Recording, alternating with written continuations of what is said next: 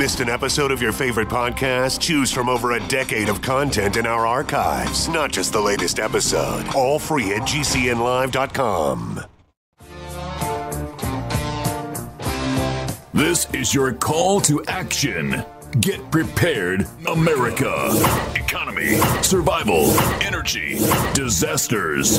This is USAPrepares.com. Informative radio, educational radio. Interact now by emailing instructor@USAPrepares.com or text at 434-390-7953. Class, please take your seats.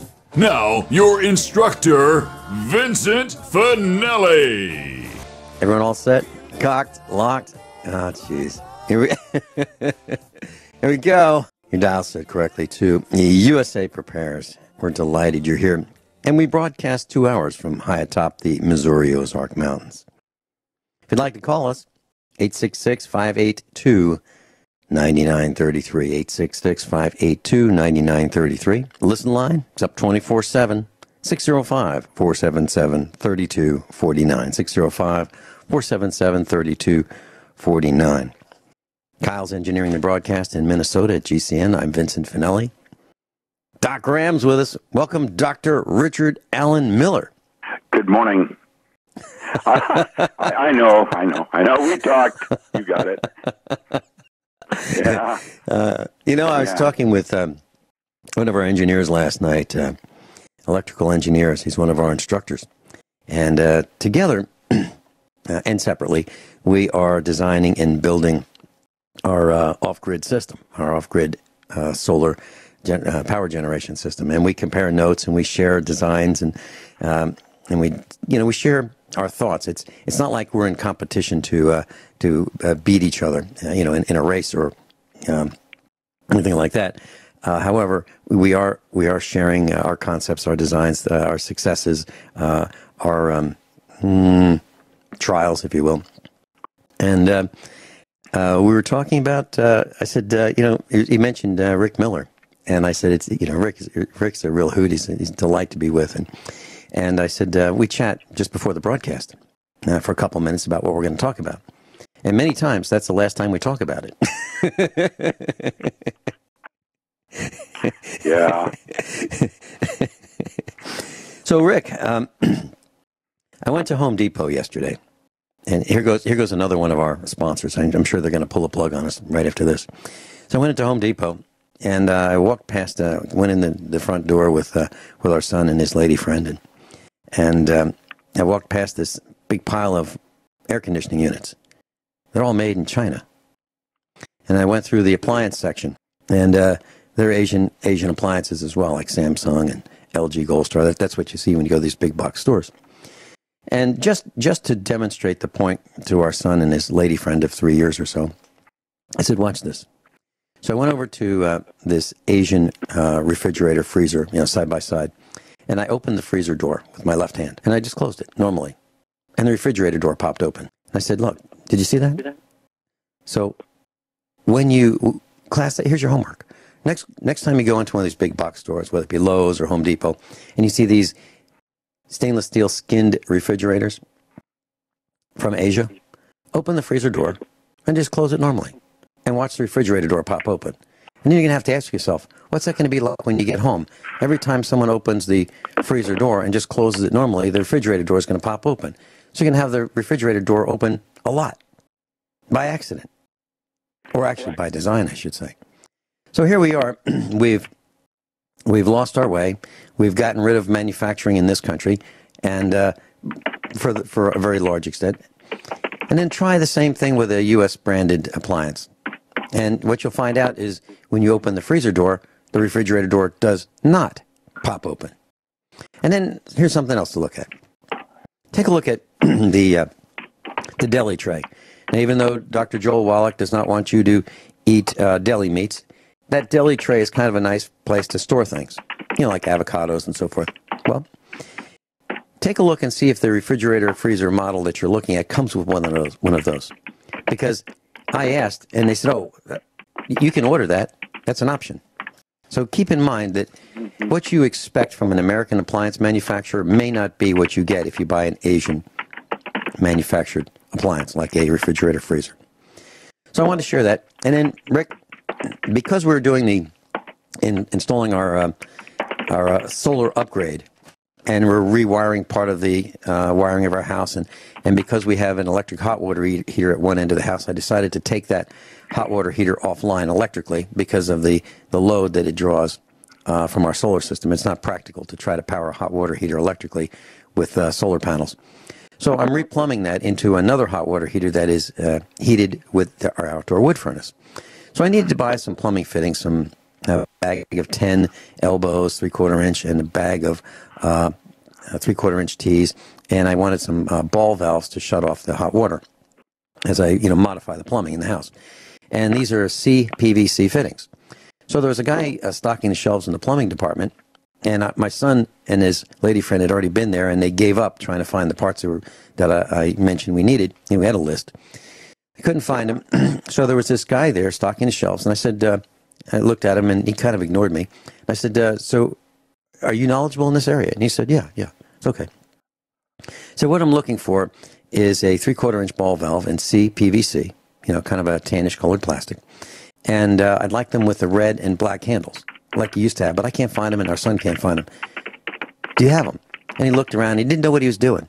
Really didn't. He was not knowledgeable. And I said, well, you've got the blue ones, the blue handle ones, but red is for hot water, black is for cold water, and that's what I want to use. Do you have them? And he was kind of puzzled. And I said, oh, is this a United Nations thing? Is this because they require all the handles to be blue now? Is that what this is all about? And he looked at me kind of confused, and he said, you know what? I'm really from the garden department. You can ask me any question about gardening. I said, oh, okay.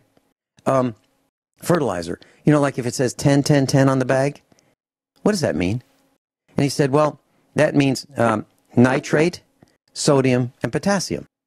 And I looked at him, and I was stunned. I said, look, I read the name off his smock. We'll say his name was Mark. Hey, Mark, I'm from corporate headquarters. That's 2 you got wrong. Like, you realize what this means, right, Mark? And I said it with a straight face. And what I'm saying is I can't believe that they have employees who are acting like they know what they're doing and they have no clue. And he's telling me that 10, 10, 10 on a fertilizer bag would mean nitrate, sodium, and potassium. It means nitrogen, phosphorus, and potassium, not sodium. And it's not nitrate, it's nitrogen. Rick, we're falling down, we're losing our way, and we're looking at people in smocks in stores, and they have no clue what they're doing. What do you think? You seen it over in your neck of the woods?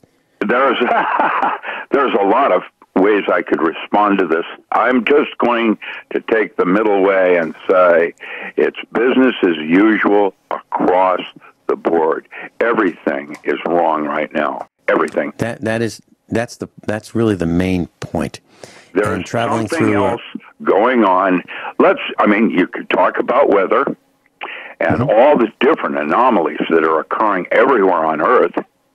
And then there's the Inuit saying the stars that we're used to looking at for 3,000 years have changed. Is that true? Yeah, that's true. That means there has already been a pole shift. There is the sun itself. Is there global warming and man's carbon dioxide and methane and da-da-da-da-da? And yet, when I go back, I look at the sun, and it's white now. And I remember as a child it was yellow. Now, yeah, it was yellow. Farmers all over, we've talked about this, the insects are first, and there's a shortage of ants and flies in the Midwest. What does that mean? I don't know. Well, I do, but don't. How come the so-called ozone layer is not absorbing the UVBs that are coming off the sun? And with the eclipse coming up on the 21st, what does this all mean? Well, I'm watching banks and how they're managing their money now, including farm home banks that do Fannie Mae and home loans for farmers. And I am watching the methamphetamine that is pouring into all the states right now in huge quantities. I'm watching the Pope and making bad decisions with Pell and some of the others. Wait till you see what I posted on Facebook. The Roman Catholic Church has essentially abandoned the world in terms of moral codes of ethics and rules of conduct. And then I'm forced to look at old men dying that worked at Area 51, out giving disclosure with videos I've posted of both Clintons on national TV, talk shows, admitting. Now, I don't know, because I sit here out in the middle of the woods being harassed from all sides right this moment, and I don't have a clue what it means yet. But my quality of life has fallen down to zero. The level of being sick, having stuff in my lungs from this crap that's in the air. Yes, you're right. Take a flashlight at night. Shine it up into the dark sky. What do you see? What is that? Who is doing that? Who is responsible for not telling us who's doing that? And then you go to the alternative news, that is just as corrupt as modern day. CBS, CNN has just been busted on the tweeting thing. It's I don't know what to say. I'm speechless and don't know where to go with any of it. Okay, so Rick, is all the things that you said, I believe are true. And here's an exclamation point. Traveling to Springfield. Once a week I'll swing over to Springfield, pick up some parts I need for our farm. And it seems like every time I go there, I say the same thing. Does everybody have to cut me off? And I've said it on the air many times. And I'm talking about in my truck, in my car, whatever I'm in, just driving normally with my headlights on, just so people can, have that extra visibility that here I am. I'm not doing stupid things. I'm just driving like a very careful operator of a vehicle. People are still cutting me off. And then what I see is just enormous amount of carelessness. And what's with these boats? These 20-foot boats, 19-foot boats on these boat trailers with two wheels, and they're attached with one tie down in the front of the boat. And the tie is loose, and the boats are flopping around on the trailer.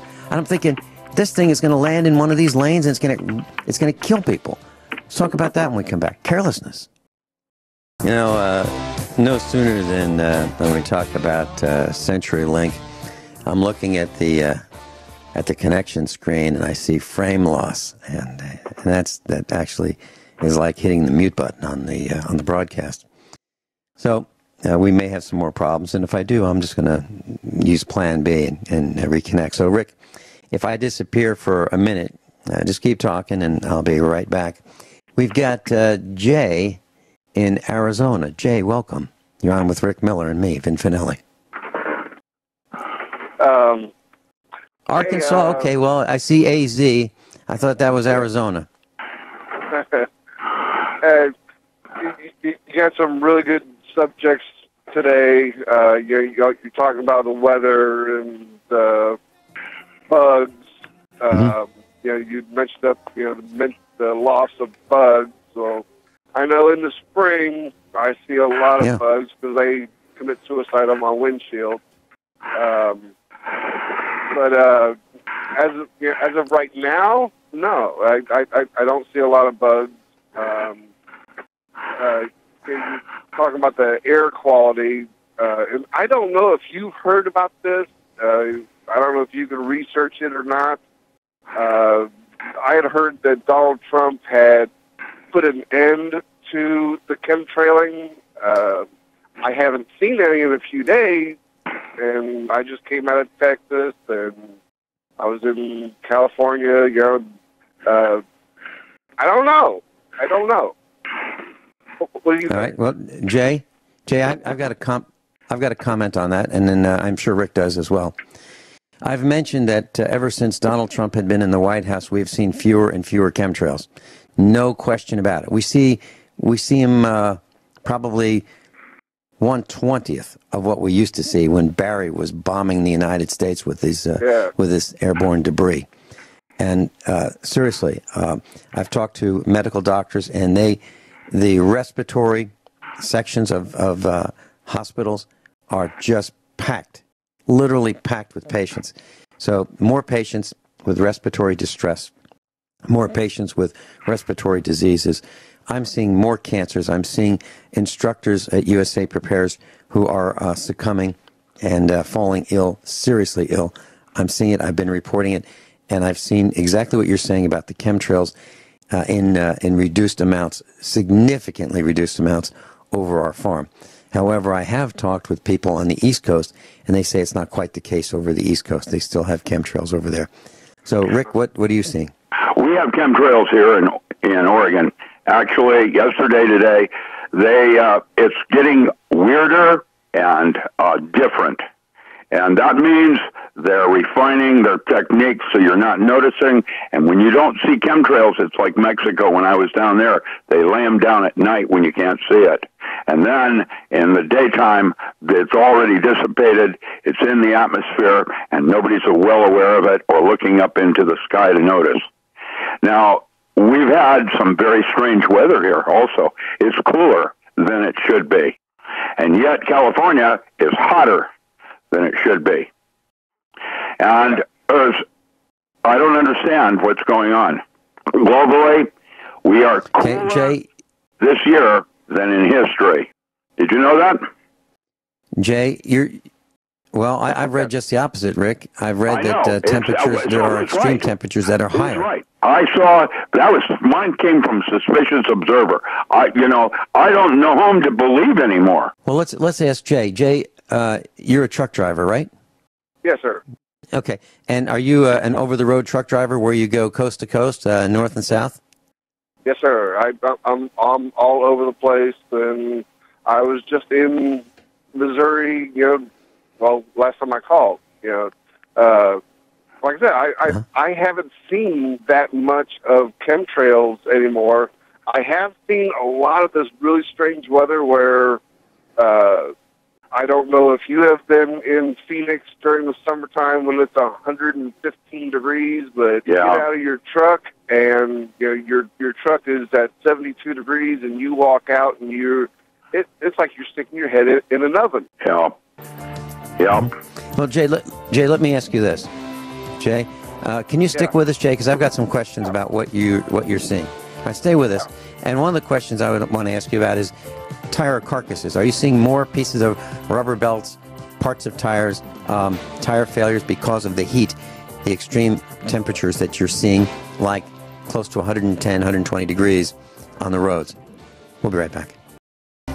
Doc Ram's with us, docram.com, and Jay's with us, and he's from Arkansas. He's a truck driver, I assume an over-the-road truck driver. And Jay, here's a question that I have for you. Are you seeing more tire parts, rubber belt parts, rubber parts failing, hoses, those kinds of things on the road now than before? Is that something that you're seeing, or is that just me?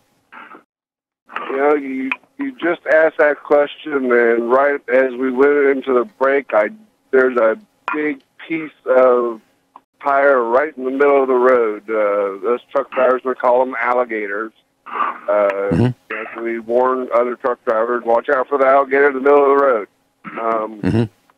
But, okay, now, you know as well as I do that some things that you buy, you get what you pay for. You Certainly go to Harbor Freight and you can buy a wrench for $2. Or you can go to Snap-on and get that same tool, but it's going to be a better quality for $50. Same thing goes with truck tires. You really do get what you pay for. And well, you hope you get what you pay for. You hope you get what you pay for. Your name brands, your Kellys, your Goodyears, your Michelins, Uniroyal, those are your really good brands. And they will, if you buy them brand new, they are really good tires, and they will stand up to the heat. Even at Go ahead. Well, here, my question is, are you seeing more failures? I mean, you've seen failures for years. If you've been a truck driver for years, we've always seen, parts of rubber on the road.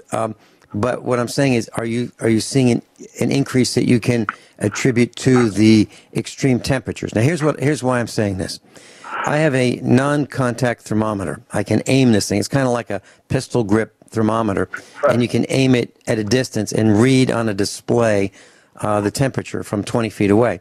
And I've aimed it at my roof, and our roof is kind of a wood bark colored roof. It's not black, it's not white, not red, not green. It's kind of in the middle of the road, and I've seen 158 degrees on the roof. Now that's before, the extreme direct sun like you might see in Southern California at 119, 120 degrees. Now, I would think that our shingles would slide right off the roof at that temperature. They'd melt because they'd probably get closer to 200 degrees if it's 120 degrees out in direct sun. Right. Are you seeing failures related to the increased heat from the sun? In the extreme temperature areas of New Mexico, Yes. Arizona, Southern California, yes. But most of those are attributed to what we call recaps. You take a used tire and you glue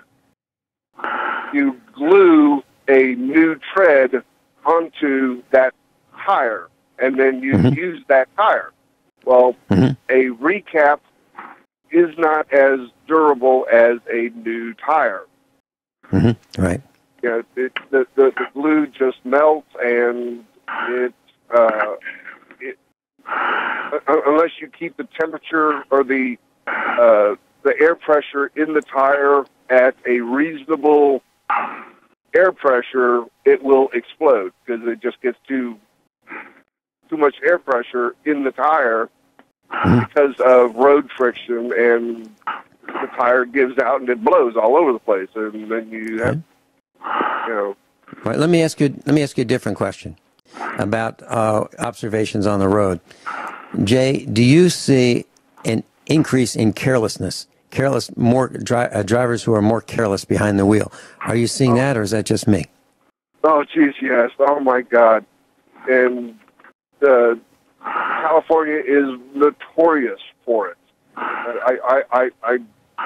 Me and a lot of other drivers, we do not like driving into California. We wish that they would go sovereign county, country, because then we wouldn't have to, deliver to them.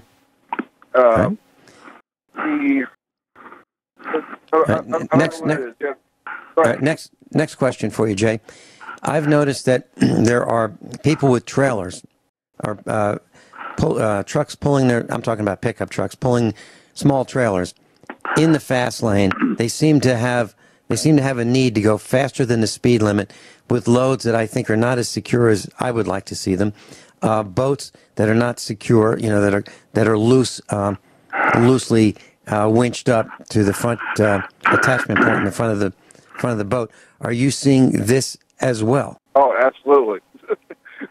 I see some really amazing things out here, and you just have to wonder, what are these people thinking?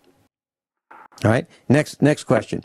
Are you an independent truck driver, or you are part of a company?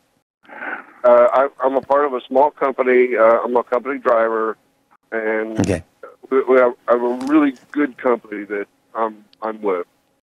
All right. Here's the question. It's been my observation. I'd love to hear Rick's point on this too. It's been my observation that when I'm on the interstate and I'm near 18-wheelers, the independent truck driver operators of these 18-wheelers take more chances, go faster, are more careless than the company drivers. Like the Walmart drivers, like Prime, brands that you might recognize, Old Dominion. Those guys seem to be more careful. Is that something that you've seen, or is that just me observing that the independent truck drivers will go faster in conditions like snow and ice, and you think, geez, I think that's a little fast even for a car. Are you seeing that too? Actually, I'm seeing just the opposite. Wow. There is a really big, major, mega carrier, Swift, and Swift is the what do you call it? They're the spoiled redhead stepchild, of the trucking industry. They have more accidents than any other company, per size. I mean, wow. There's a Facebook group called Twisted Truckers. You go on there, and they are on there all the time, just messing up. Interesting, and I agree. I that's what I would have expected also from what I know about independent drivers over company drivers. The companies will often put pressure for delivery time scheduling that forces a UPS or someone like that to be faster in delivery up the driveway, that kind of thing. They don't wander up, they drive up quick. So I can understand all of it. I'm interested in the road rage and the other part of what I'm seeing now. How many truckers are on drugs, would you guess? Not marijuana and not alcohol per se, but other drugs in a statistical 1 in 4? Oh, I would say... You know what I'm asking, don't you? Yeah, yes, I do. And I would probably say 1 in 100. Okay. Maybe 1 in 1,000, is on drugs. There was a story, I think it was 2 months ago, of a guy. He was a Canadian driver. He drove from Seattle, Washington to Boston, Massachusetts, nonstop. I mean, he stopped for fuel, but he was on cocaine, he was on meth, he was on all these drugs. How he did not get caught up until the end is anybody's guess. But you don't drive 3,000 miles nonstop. It is not physically possible, and you hear about that every now and then, but for the majority, you don't hear about it. It might be more of a local phenomenon with our loggers here. They'll come down off a hill racing each other. Yeah. It's crazy. They're okay. The mega carriers, and you'll notice who a mega carrier is because you will see a lot of those trucks. KLLM, Swift, Prime, Werner, Gordon, yeah. Yeah, they're all mega carriers. They have well over 10,000 trucks, and they are governed at a speed 62, 63, 64 miles an hour. They cannot go 70 miles an hour, so you get behind these people, and if you're in heavy traffic, well, they're in the right lane. Well, some of them, I can go 1 mile an hour faster than you, and it's going to take me 10 miles to get, to get past you. Meantime, the traffic behind them is backing up. So that is a problem. But as far as the alcohol and drugs go, you won't hear about it very often because it's really not happening.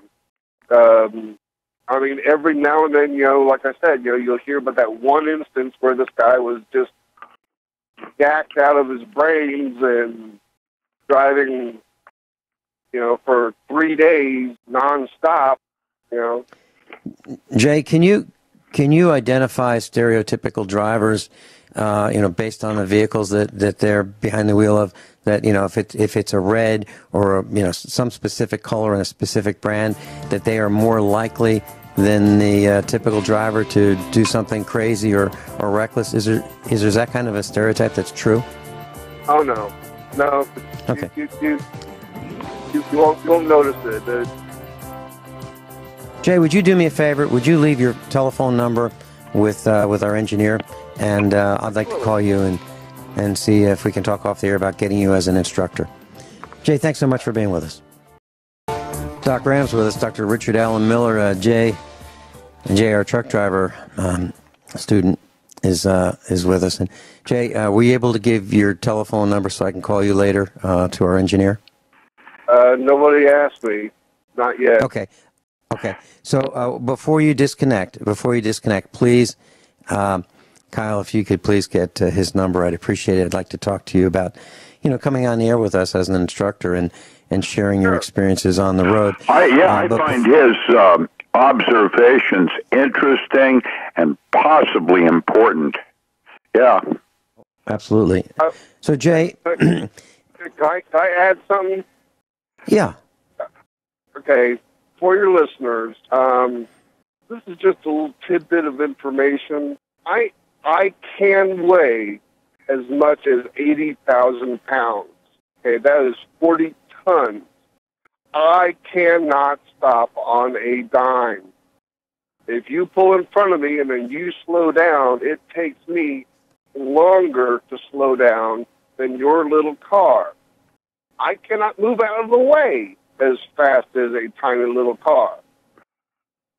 I am 70 feet long, and it takes me 2 football fields to come to a complete stop,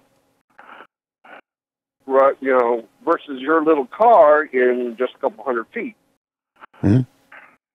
Yeah, most people don't even get the bigger picture of momentum and the fact. How can you haul that much? I thought there was a rule at 45,000 pounds or something. That is how much weight I can have in my trailer, but the truck itself and the trailer have weight. Gotcha. And I am limited to 80,000 pounds. That includes my fuel, me, my wife, and my cargo. So that is what I am limited to. Yeah. Me empty with a full tank of gas, I weigh 37,000 pounds. Wow.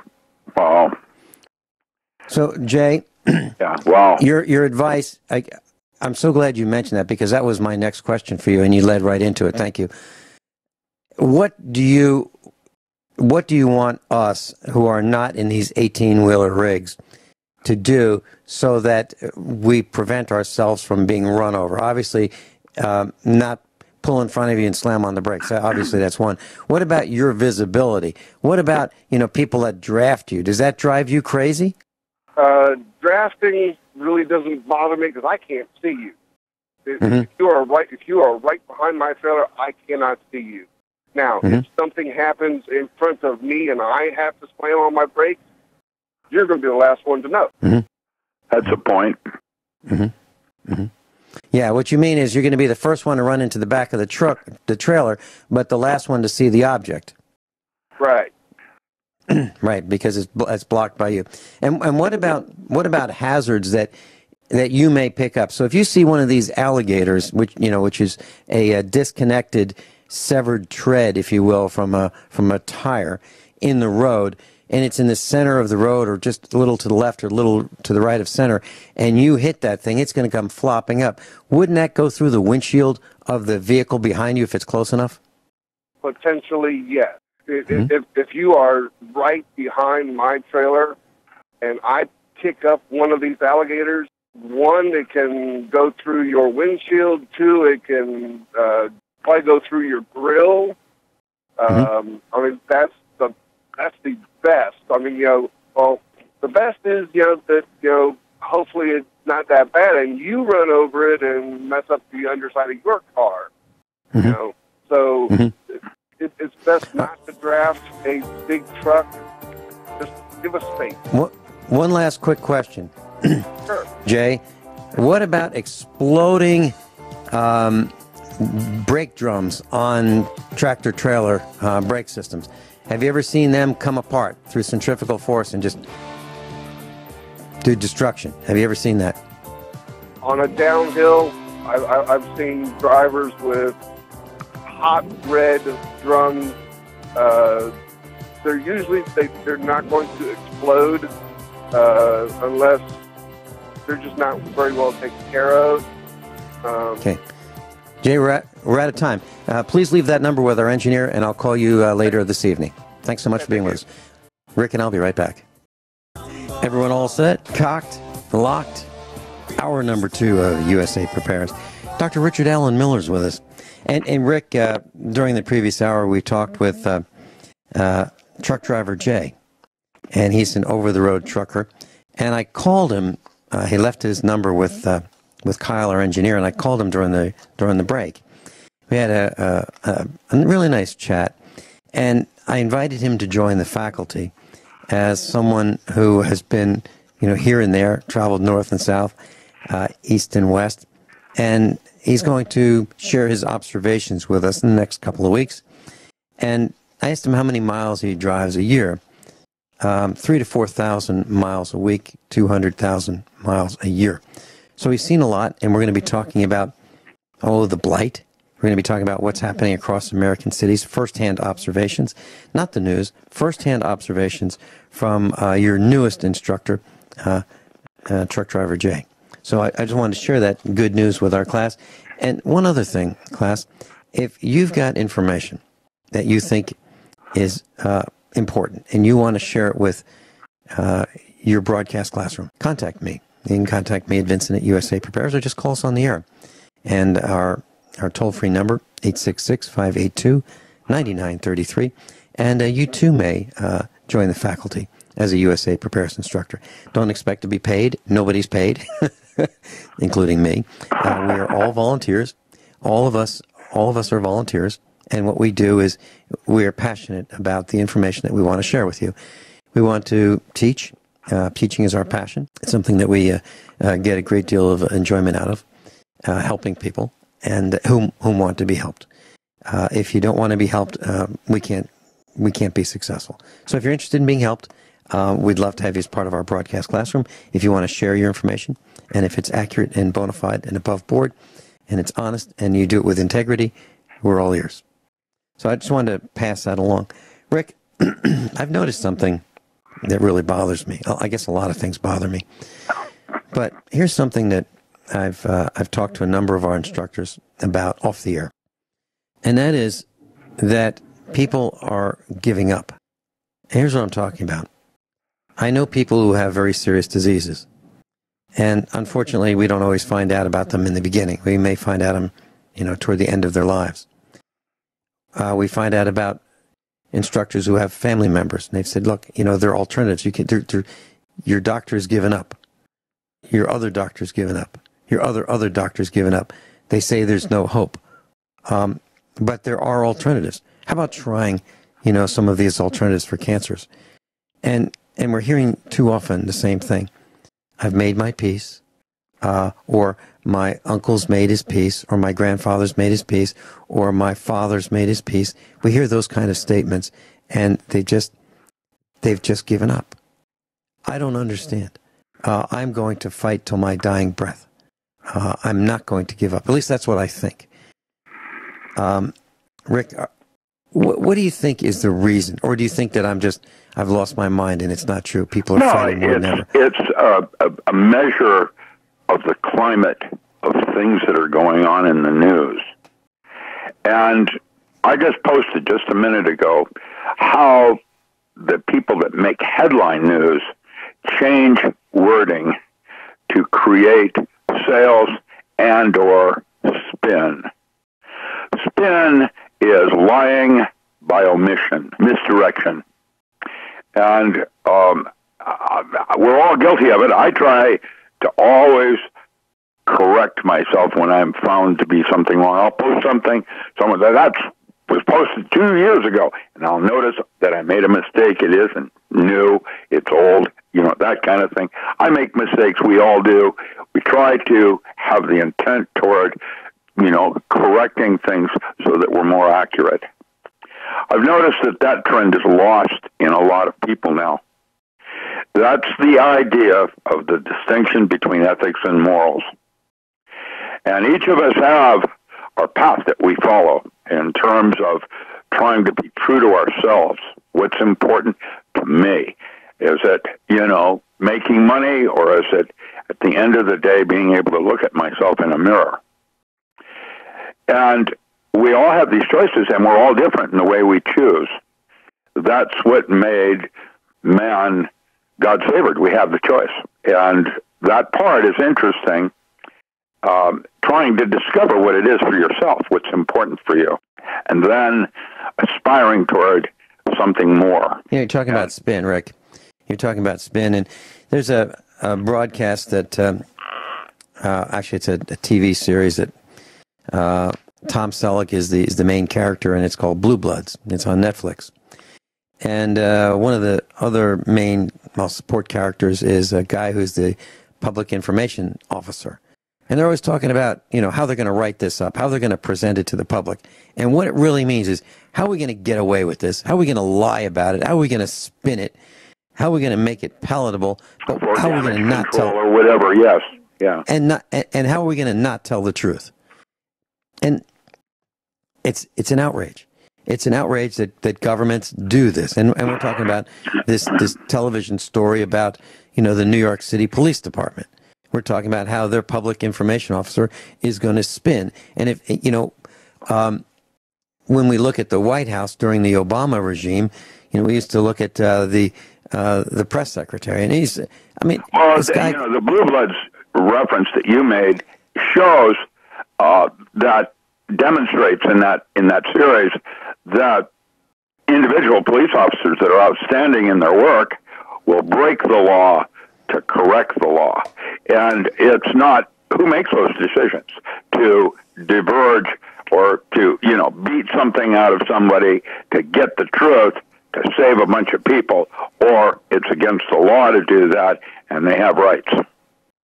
Yeah, and in that series, you'll see one of the main characters, Danny, and Danny's mission, it's like his sole mission is to arrest people, and he's to extract a confession out of them, and then his sister, the assistant DA, her job is to put him in prison. So what we've got is a family business with the police commissioner, and we've got the assistant DA, and we've got Danny, who is a detective, and we've got Danny's brother, Jimmy, who is a beat cop, and it seems like Jimmy, the young guy, is the one who really wants to help people avoid going to jail and being arrested if he can, but the overall mission of the senior members of this family is to arrest people and get convictions on their belt notches, or add more conviction notches to their belt. That seems to be what this is about. And breaking the law, if they have to, it's okay with them to do that. To me, it's not okay to break the law. Well, that's what we're seeing right now, even on local politics, where I live. I have, the county I live in is the poorest county in Oregon, and as such, has the highest crime rate, the lowest graduation level, and the most corrupt police force in both the city, county, and state level. And you have to low profile because it's an educational thing. And that thing I posted about fundamentalism I've had almost 33,000 views on that. Why? Well, let's talk about it. Let's talk about. I'm not sure what I can say about that part. I don't know why so many people are so willing to turn their back on science, except guess what? This one other post I did on Monsanto, it absolutely busts Monsanto.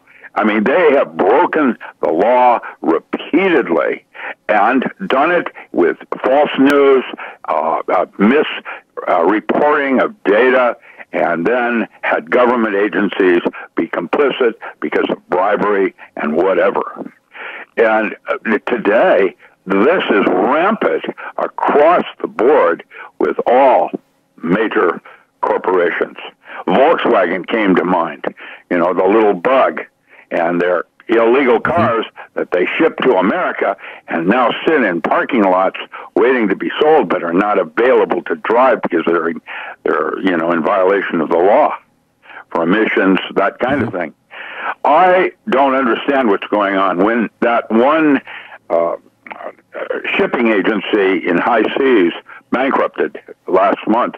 I thought we were going to see a major problem in delivery systems, and nothing happened. It made a big buzz in the news, and everybody promptly forgot about it. And yet, business went on as usual, and the slack was picked up. It was a Marsdac or something like that. Marstac or something. It was one of the Chinese firms bankrupted. And I don't understand what's going on, but I'm noticing that banks are beginning to fail. Mine locally will not allow you to take money out that you would normally be able to take out on a Monday through Friday.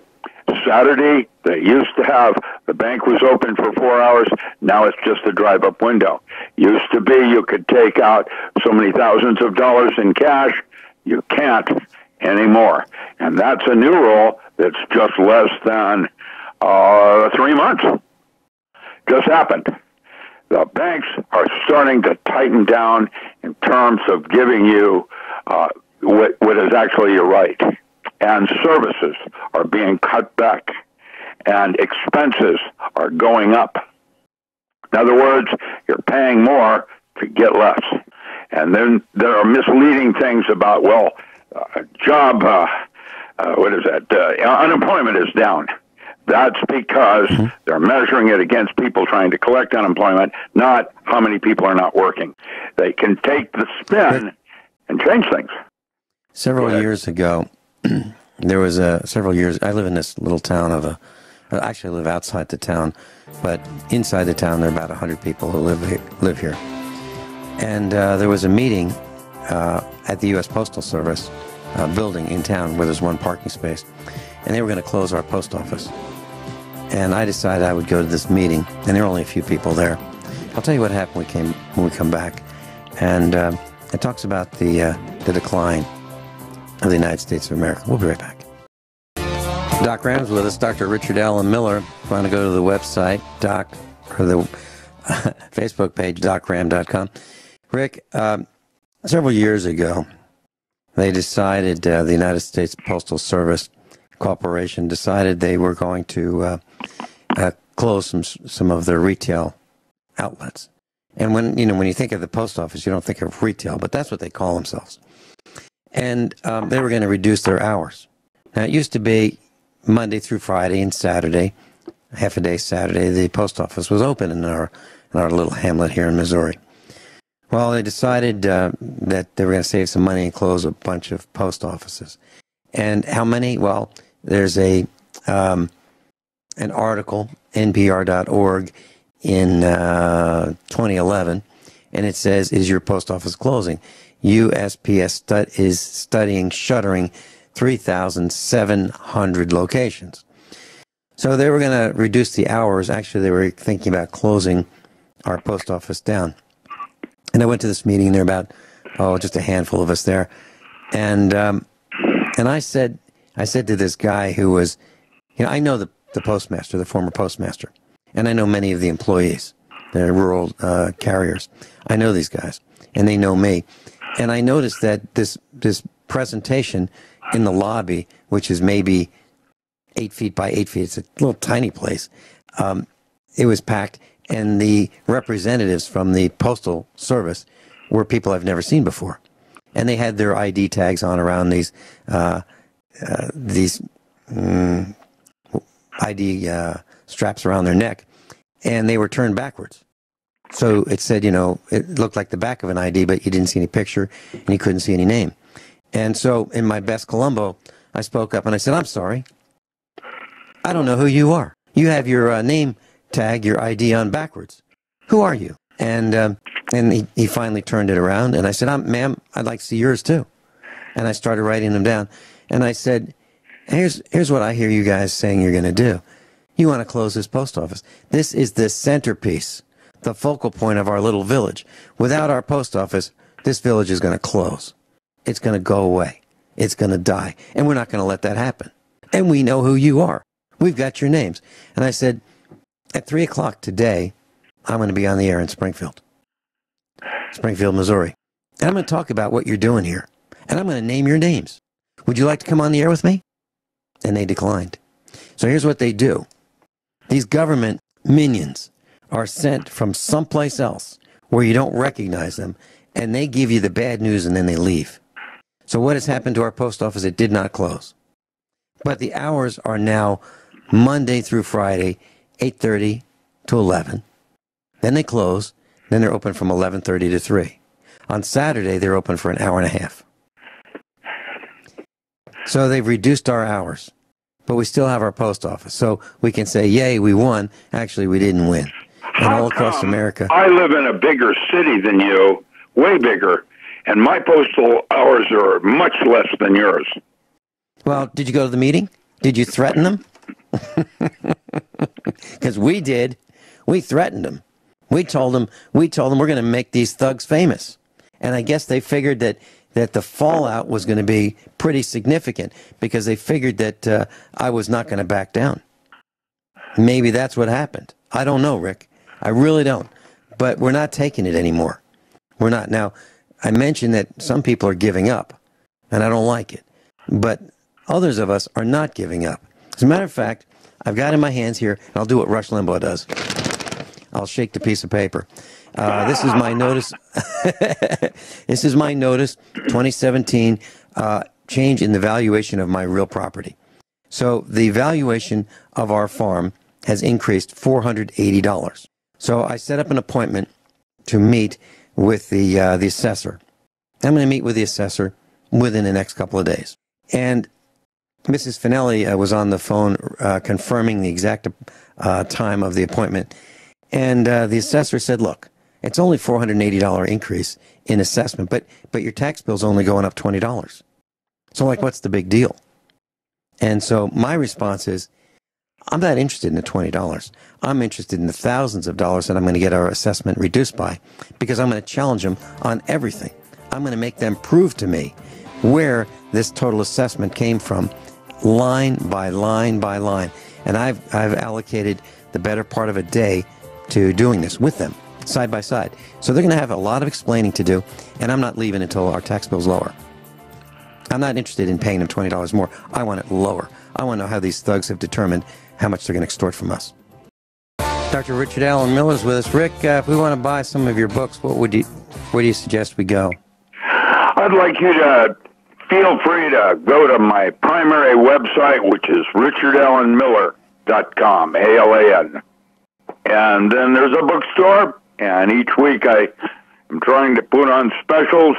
And while I have not yet figured out how to do European sales because of freight costs, I am offering ebook options as well on almost everything I'm on. Okay, that's Richard Allen Miller. A bunch of audiobooks, and I am finishing up the Non-Local Mind manuscript because my mentor, Dr. Stanley Krippner, is coming up on the 27th to visit with me. It's been 47, almost 48 years now. He's been my friend, and I'm dedicating this book to his support of my work all these years. And he deserves it. I'm going to try to do it in his living memory. He's been my friend, and I care a great deal for this man and what he's done for my advancements in knowledge base. Okay. I'm lucky. I'm very blessed. Even fortunate. With all the creep around me, I'm very blessed and very lucky to have these kinds of friends for this many years and the continuity of the memory of it. When I start to pull open a file cabinet I haven't seen in 20 years, I keep finding unbelievable treasures. I have a file with personal correspondence with Timothy Leary that's more than 6 inches thick.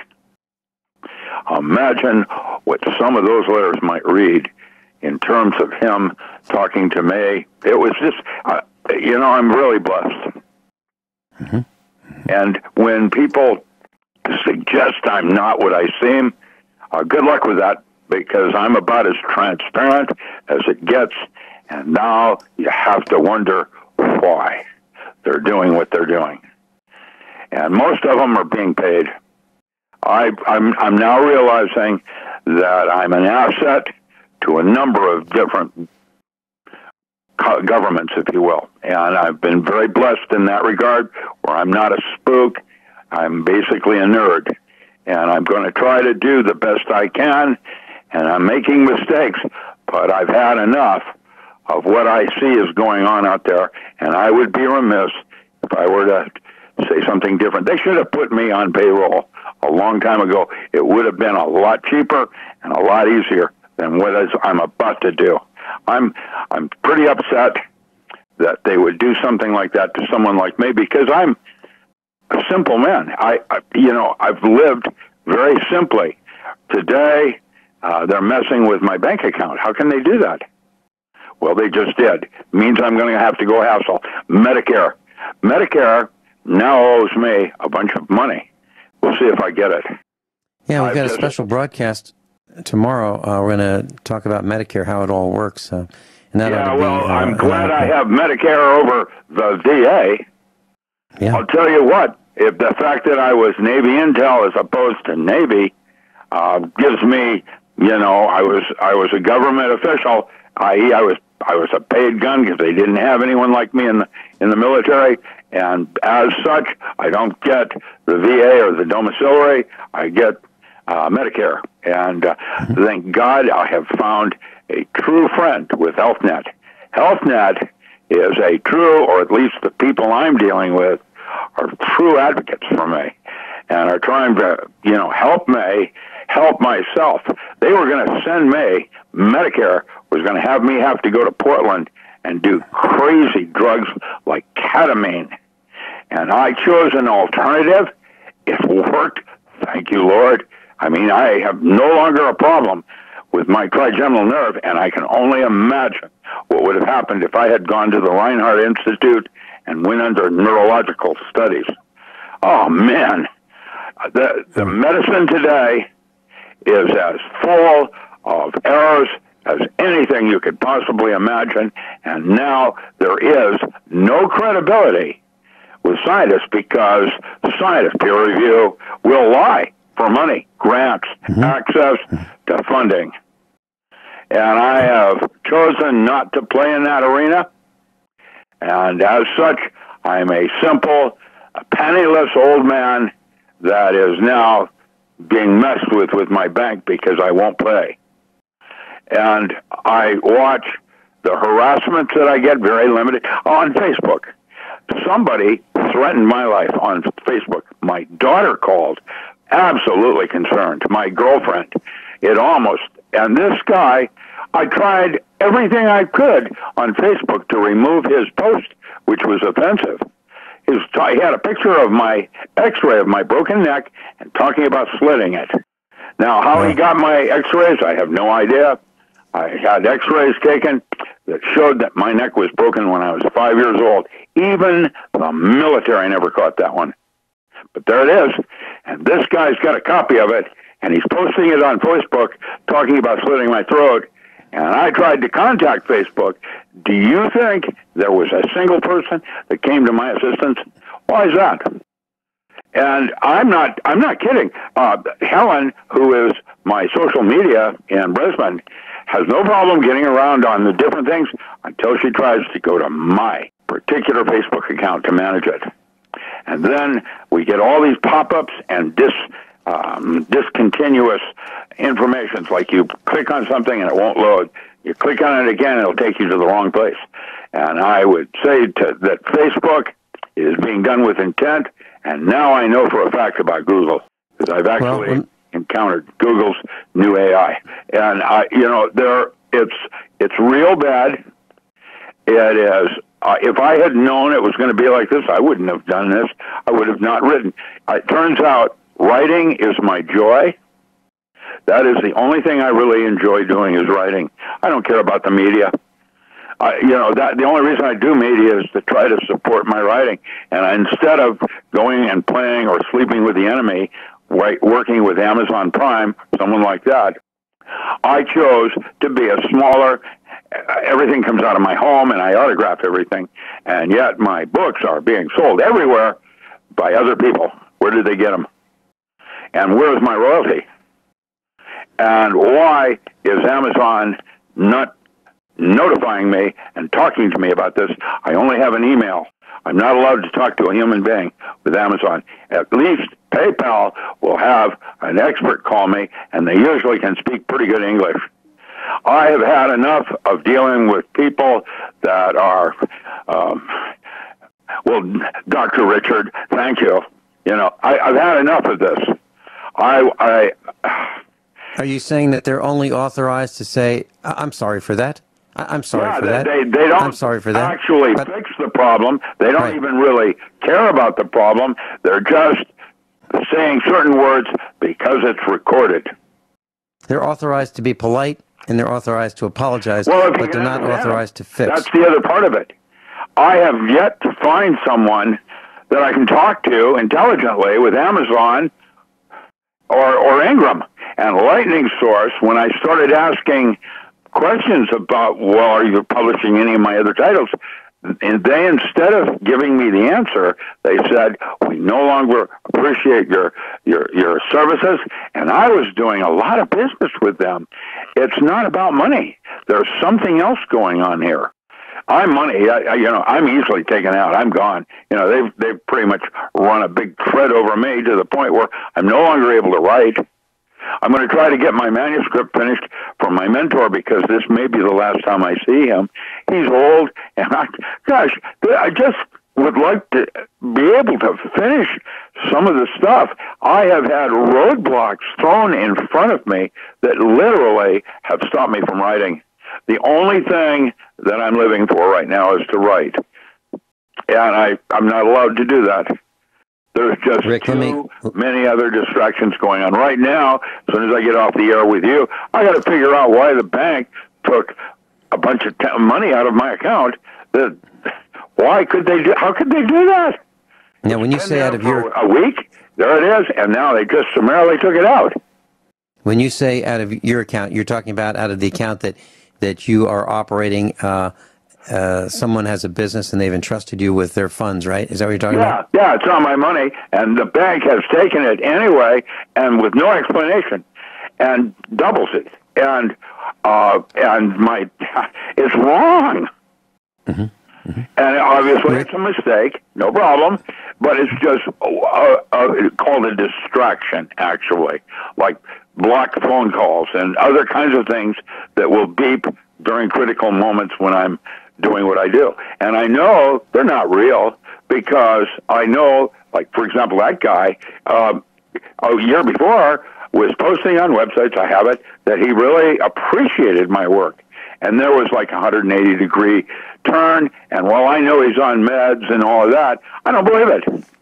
He's on payroll. His brother was going to take care of him, and then his brother stepped back and said, I can no longer handle my brother. Oh, yeah, right.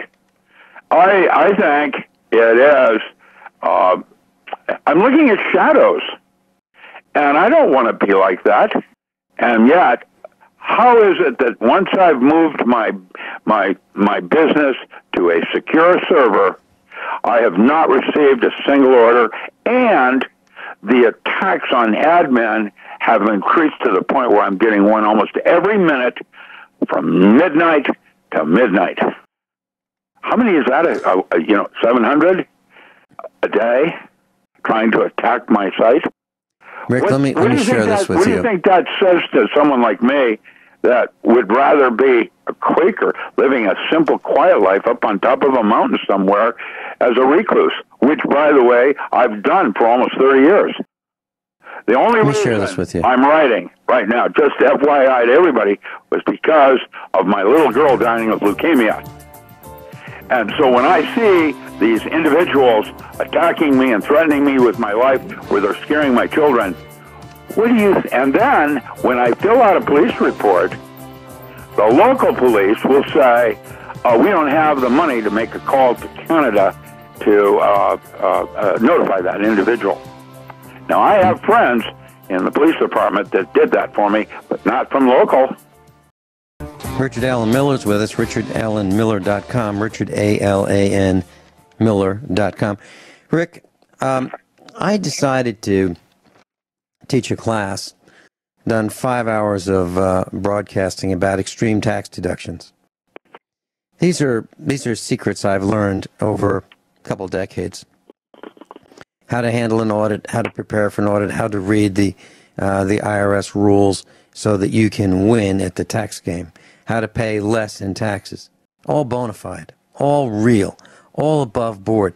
No cheating, no conniving, with no worries. I mean, if you follow what I talk about in these 5 1-hour broadcasts, it's real. It's absolutely real. And so I just did a search on YouTube. Actually, I did a search on Google. And I typed in YouTube, comma, USA Prepares, comma, extreme space tax space deductions. And the first 4 results come up, and it's a copy of Ron Gibson's YouTube channel. So someone has posted these YouTube's audios of ours, of this broadcast. Part number 1, hour number 1, 10 views. Part number 2, 2 views. Part number 3, 4 views. Part number 4, 0 views. I'm talking 4 hours of broadcasting about extreme tax deductions that hardly anybody discusses. I don't think anybody really does. I think it's just us. 16 views. 16 views. How is that possible? It's not possible. But the first search results that you get are from these very reduced view YouTube posts. Now, if you go to Ron Gibson's channel, you'll see a greater number of views, but still nowhere near what I think they really are. For example, part number 1 of extreme tax deductions, 285. Part 2, 223. Part 3, 285. And part 4, 406 views. So, a little over 1,000 views for 4 hours of extreme tax deductions that you don't get anyplace else. How is that possible that there's so few? I think something is going on.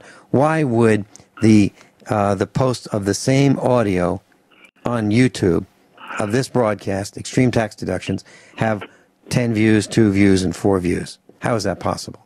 And why is that above Ron Gibson's channel? And why is Ron Gibson's channel not in the thousands of views of this particular broadcast? Maybe I'm confused. Maybe people don't care how much they pay in taxes. Maybe people just say, I give up. I don't get it. I really don't get it. It's frustrating. So well, it's an AI thing, an artificial intelligence thing that's going on here, and what they call there's a code that allows what gets placed as number 1, number 2, number 3 on the listing of close response to trying to answer your question. And some of that is your website, and some of it is something else going on. And it's the something else going on that I find really interesting, because I don't have access to those tools. I can't afford, did you know that you can buy a 3rd generation D-Wave technology used computer now for $700? Yeah, you mentioned that. Excuse me, $7,000, $7,000. It's mostly a refrigeration system is what makes it work. I'm going to say at some point there's going to be paybacks, and Google and Amazon are going to get hacked. I watched a really interesting Netflix the other day about Anonymous going after the Church of Scientology. It was an interesting event that happened. It was a documentary on what happened, where they interviewed various Anonymous and what happened and what happened next. It's I don't have answers. Rick, can you tell us really quickly about Robert Redford discovery and what that was about? Yes, we can do that. We got 30 seconds. Oh, right now, yeah. Well, the new movie, The Discovery, is starring Robert Redford, is about something that I wrote about what happens at the moment just after death. And it's called The Discovery in this movie, where it is discovered that, consciousness in here isn't real, and why now everybody in the world is committing suicide, because who would want to be here when they can go home? Rick, thanks so much. It's on Netflix, right?